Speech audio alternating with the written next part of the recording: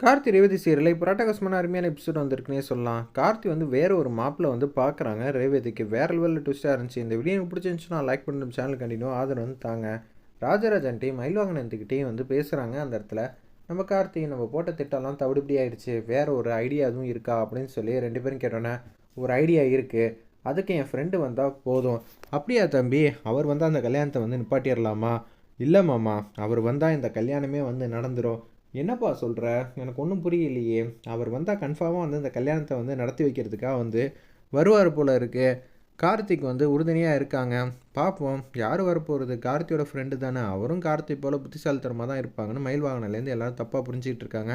அவர் தான் மாப்பிள்ளையாக வந்து பார்த்துருக்காரு நம்ம கார்த்தி. ஒரு பக்கம் என்னப்பா யார் வரப்போகிறான்னு சொல்லி நம்ம பரமேஸ்வரி அம்மாவும் கேட்குறாங்க. வந்துடுவாங்க பாட்டி, வந்தோன்னே சொல்கிறேன், உங்கள்கிட்ட சொல்லாமல் வேறு யார்கிட்ட வந்து சொல்ல போகிறேன் அப்படின்னு சொல்லும்போது, கார்த்தி மிகப்பெரிய திட்டம் வந்து போட்டிருக்கியா? ஏன்னா மல்லிகா வந்து சொதப்பிட்டாங்க, இனிமேட்டு எந்த முடிவும் சொல்ல மாட்டேன்ட்டாங்க. அப்படி இருக்கும்போது நமக்கு வேறு வழியே இல்லையே, நீ தானே வந்து ரேவதிக்கு வந்து மாப்பிள்ளை. அதெல்லாம் இல்லை, வழியெல்லாம் இருக்குது. என்ன பாட்டி சொல்கிறாப்புல, சொல்கிறதையே வந்து புரிஞ்சிக்கவே மாட்டேங்கிறாங்களே அப்படின்னு சொல்லிட்டு இருக்கிறப்ப நம்ம சாமுண்டீஸ்வரி வந்து காட்டுறாங்க. ஏதாவது பண்ணி கார்த்தியை வந்து நல்லபடியாக என் பொண்ணுக்கு வந்து மாப்பிள்ளையே ஆக்கிடணும். என்ன பண்ணலாம், அதுக்கு முதல்ல வந்து மகேஷ் வந்து இருக்கக்கூடாதுன்னு சொல்லிட்டு மகேஷை எங்கேயாவது வந்து ஒரு இடத்துல வந்து வைக்கலான்னு யோசிச்சுட்டு இருக்காங்க சாமுண்டேஸ்வரி. அந்த இடத்துல இதை முன்கூட்டியே வந்து மாயா வந்து தெரிஞ்சுக்கிறாங்க. மகேஷ் வந்து இருக்கக்கூடாதுன்னு தான் அவள் வந்து யோசிப்பா. எங்கேயாவது ரூமில் வச்சு பூட்டிட்டு இப்போ கடைசியில் துணை மாப்பிள்ளைக்கு வந்து பட்டு வேட்டி பட்டு சட்டை கொடுத்த மாதிரி தாலி கட்ட சொல்லிடுவாங்க தான் நினைக்கிறேன். மகேஷ், நான் சொல்கிற வரைக்கும் நீ இனிமேல் இந்த மண்டபத்திலே இருக்கக்கூடாது, நீ எங்கே இருக்கன்னு யாருக்கும் தெரியக்கூடாது. இப்போ நான் உனக்கு ஒரு திட்டம் போட்டு கொடுக்குறேன்னு சொல்லி அந்த இடத்துல சொல்கிறாங்க. என்ன ஆச்சு, ஏன் திட்டம் போட்டு கொடுக்குற, இந்த மண்டபத்தில் ஏன் நான் இருக்கக்கூடாது? அச்சச்சோ, மகேஷ் கிட்ட எல்லாத்தையும் வந்து சொல்லிட்டா நிச்சயம் சாமுண்டீஸ்வரியை பார்த்து பயந்துருவான். அதுக்கப்புறமேட்டுக்கு இந்த கல்யாணத்துக்கே வந்து ஒத்துக்க மாட்டான், இது எனக்கு நல்லாவே தெரியுதுங்கிற மாதிரி தான் யோசிச்சுட்டு இருக்காங்க. கரெக்டாக வந்து இல்லைப்பா, ஆல்ரெடி வந்து கார்த்தியாக இருக்கட்டும் இல்லை மயில் வாகனமாக இருக்கட்டும், ரெண்டு பேரும் உனக்கு பிரச்சனை மேலே பிரச்சனை கொடுக்கணும்னு தான் நினைக்கிறாங்க. இப்போ பார்த்தியா, கோட்டை வச்சு உனக்கு ஆப்பு வச்சாங்கல்ல. அப்படி இருக்கிற சூழ்நிலையில் நம்ம உஷாராக ஜாக்கிரதையாக இருக்கணும்ல. நீ இருக்கிற இடம் யாருக்கும் தெரியக்கூடாது, சாமுண்டீஸ்வரி கூட தெரியக்கூடாது. கேட்டால் மாப்பிள்ளை வந்து இங்கே இருக்காங்க அங்கே இருக்காங்கன்னு ஏதாவது சொல்லி சமாளிச்சுக்கிறேன்.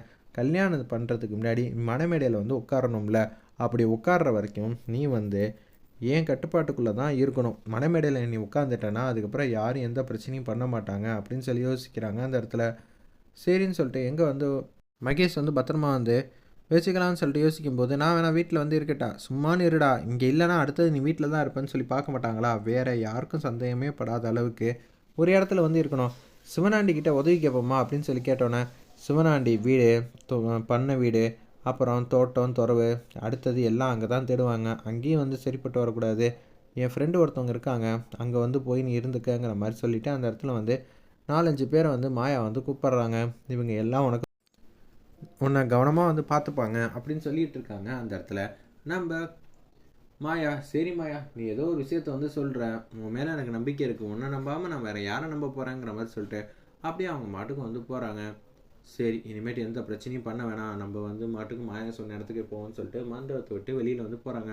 அப்போன்னு பார்த்து கார்த்தியோட நண்பன் வந்து வராங்க. நான் தான் கார்த்தியோட ஃப்ரெண்டு.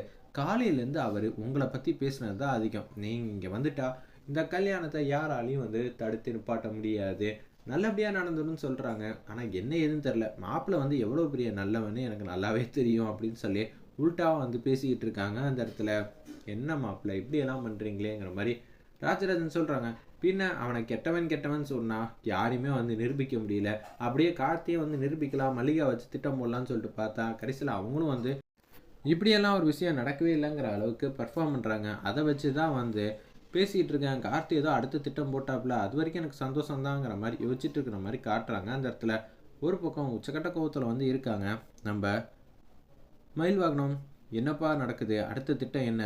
இவர் தான் வந்து ரேவதிக்கு பார்த்த மாப்பிள்ளை, மகேஷுக்கு பதிலாக இவரை வந்து மணமேடையில் உட்கார வச்சிருவேன், இதுதான் என்னோட திட்டம் அப்படின்னு சொல்லி யோசிச்சுட்டு இருக்காங்க. என்ன மாமனாரே, என்ன மாப்பிள்ளை அப்படின்னு சொல்லி ராஜராஜன் கேட்குறாங்க மயில் வாகனத்துக்கிட்ட. நம்மலாம் ஒரு திட்டம் போட்டு கார்த்தியை வந்து கல்யாணம் பண்ண வைக்கலான்னு பார்த்தா கார்த்தி ஒரு திட்டம் வந்து போட்டிருக்காப்லையே.